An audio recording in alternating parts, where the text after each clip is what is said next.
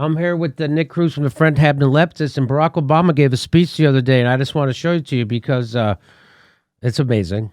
I know why sometimes folks just get tired, and maybe they say, I'm not going to bother voting this time. But here's the thing, we can't afford to be tired. He just keeps telling you, keep voting for Democrats, because this is the time we're finally going to get you something. And by the way, he sounds just as inspiring as ever. Honest, I even got caught up in it. Listen, because you want to believe that good things can happen. But listen to him. Listen to this. I remember in 2016, folks said, I'm not inspired. Obama was okay, but we didn't get everything I wanted, so I'm just going to sit it next time. And y'all know how that turned out. That's what happens. We didn't get everything we wanted, Nick. Did you hear him say when Barack Obama was president, people were complaining we didn't get everything we wanted. What did we get? People got nothing. They got a right-wing health care plan. They got no minimum wage increase. They got an increasing of income disparity exploded. They got an increasing in prison population. They got fucking immigrants in cages. They got you bombing. They went from 2 countries to bombing 8 countries. You dropped more bombs than fucking George Bush and Dick Cheney. What the fuck? And you repealed habeas corpus, you tortured Chelsea Manning, and then you fucking prosecuted journalists like nobody else ever did. You deported more Hispanics than all the presidents combined since 1890. What the fuck do you mean we didn't get it? We didn't get anything. You were Mitt Romney, you fucking piece of shit. I know it, and my audience knows it. You know who doesn't know it? All the assholes I have to meet in fucking Hollywood and every asshole on his establishment media. They have no fucking idea that Barack Obama is their enemy. Let's listen to more of this stupid shit. When you're not paying attention. When you're not paying attention. No, if people were paying attention, you would be fucking in jail. Go to Flint and you pretend to drink the water and you leave and you don't give those people clean water and you don't give them Medicare for all. What the fuck? You're a monster. This guy's a monster. Happens when you become complacent or you let your frustration lead to inaction. We cannot afford to be tired because of the young people here and the ones who are coming. I know it's hard. Phil doesn't claim he's going to solve every problem in New Jersey right away. He's not going to solve any. None. Asshole. They keeps framing it like somehow we're fucking little spoiled kids. And just because you don't get we don't get anything. You won't even give clean water to the people in Flint. They still don't have it, you piece of shit. I didn't solve every problem when I was president, but the fact is that as hard as it is, we can still make it better. It's hard to undo the legacy of discrimination that goes back centuries, but we can make it better. It's hard to deal with special interests who want to keep the status quo when you're trying to make the economy more fair and just, but you can make it better. It's hard in a big country where people disagree to get everybody moving in the same direction, but we can do better than we're doing. We really can. We can make it better. And when you've got the right person in the job, we might not get every single person employed, but we can get more people, more jobs. We may not get every child the best education in the world right here in Newark. We can give a lot more kids better education here in Newark. I didn't get every American health care, but boy, we got a whole lot more people in America health care. It makes a difference when we decide to make things better. When you've got somebody in your corner who's shown you that they will work for you, who has a track record of accomplishment, you got to go out there and work for them. Not because everything's going to suddenly be perfect, but because it's going to be better. And you're preventing others from making it worse. So he's just telling you, keep voting for the people who are oppressing you. Keep voting for he's not down for anything that will actually help people, like a strike. Like even when the NBA players decided to do a work stoppage, he talked them into going back to work and not making a protest. He's the opposite of what he presents himself to be. Let me bring in Nick Cruz from the Fred Hampton Leftist. What do you have to say?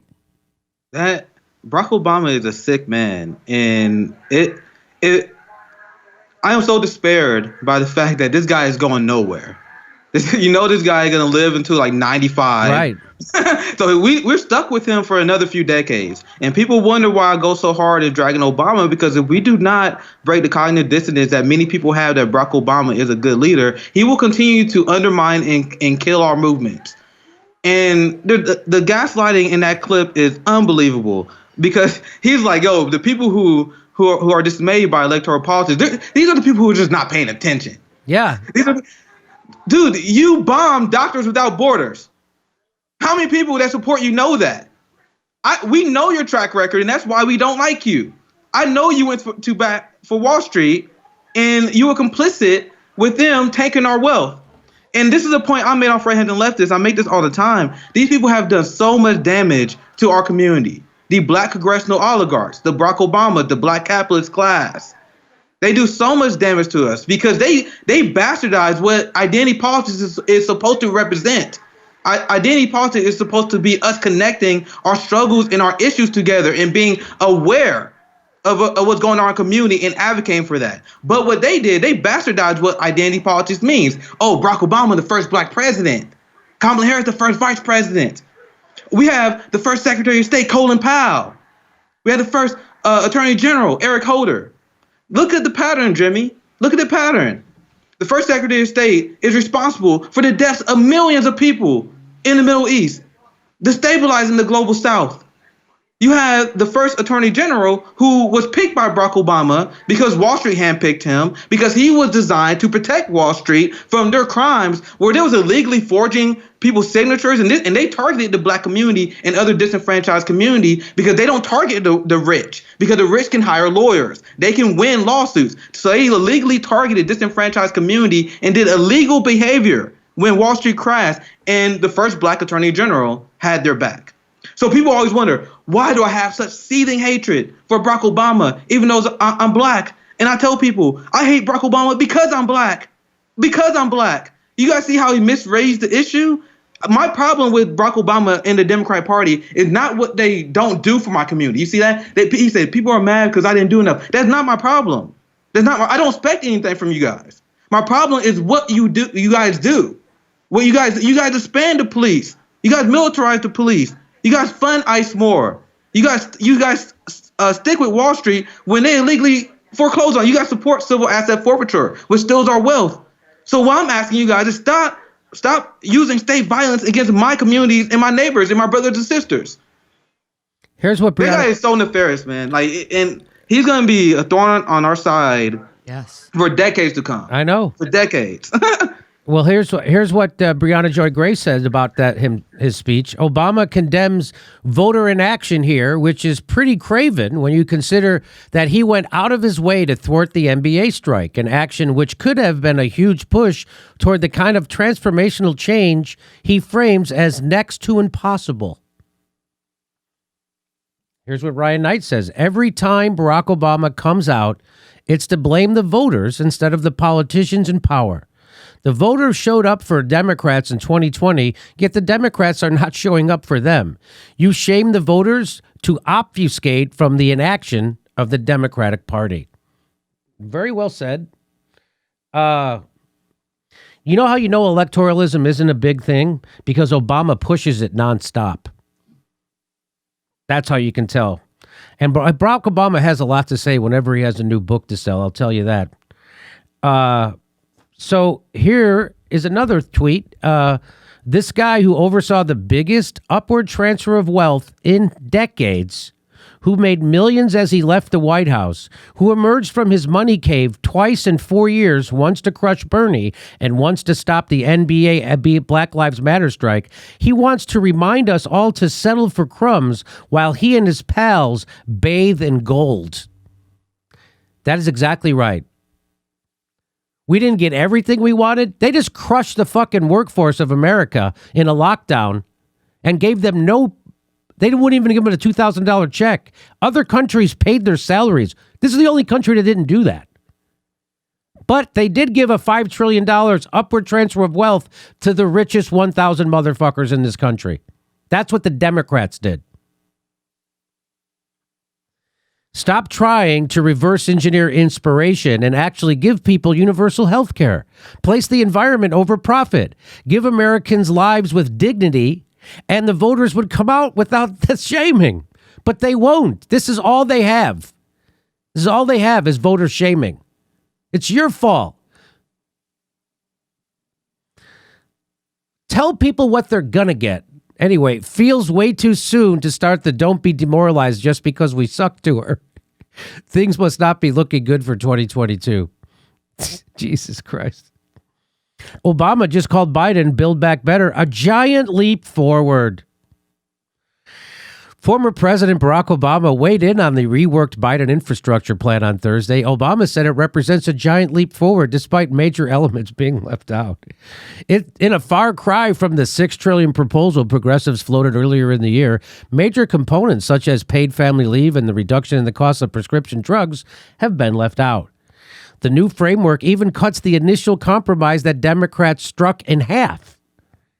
Obama said the omissions ahead of a formal bill text are the nature of progress in a democracy. The guy who bailed out the banks, bombed hospitals, and put a fresh coat of paint over the murderous healthcare system gives his stamp of approval. So that's who Barack Obama is. Barack Obama is a right-wing Republican, and he admitted it that his policies would be considered right-wing, moderate Republican if it was the 1980s. He admitted that in an interview he did with Venezuelan television.